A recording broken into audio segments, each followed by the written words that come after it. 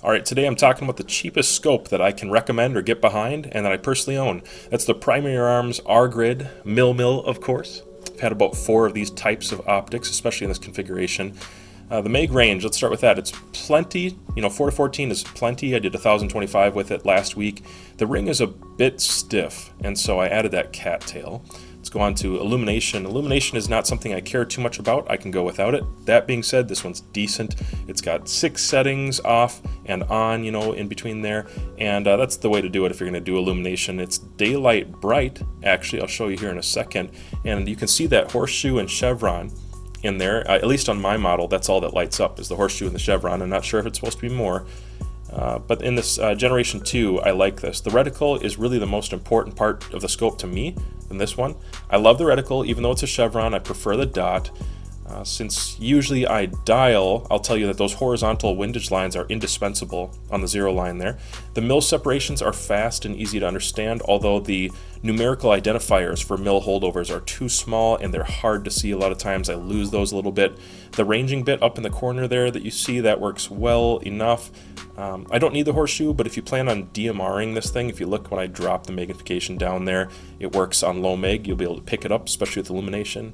And I'll say the eye relief is generous enough. The glass is acceptable, but does get fuzzy around the edges, especially around that 15th mil line.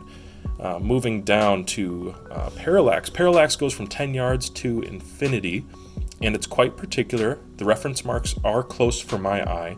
It's very smooth turning, and one of the best features of the scope actually is, surprisingly, usually parallax is where it's a little gritty. This one's nice and smooth, so I like that.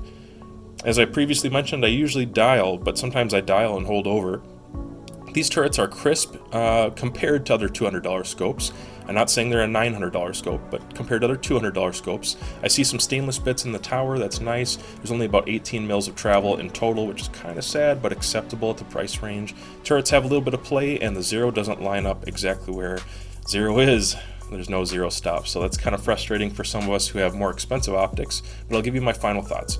For, let's say you get it used, a little under 200 bucks, maybe new, $250, it's a great scope. I put it on my air rifle because it's my backup scope, and it's reliable enough. I think it might even be brake barrel rated, perhaps. I'm not exactly sure. I've had 4 of these scopes. One of them was on an underlever nitro piston. It survived 5,000 rounds, and so perhaps it's rated for that. You'll have to just test it out. I sold one to a buddy, like I said recently. He strapped it on his rifle, and we got him out to 1,025 yards with ease. And at distance, in the low light, we started seeing some of the limits of the glass for sure. But a decent shooter can do a lot with this scope. And so that's kind of my main point is it a $900 or a $2,000 scope? Not even close. But it's not a piece of junk. It's fairly reliable. The tracking is pretty consistent.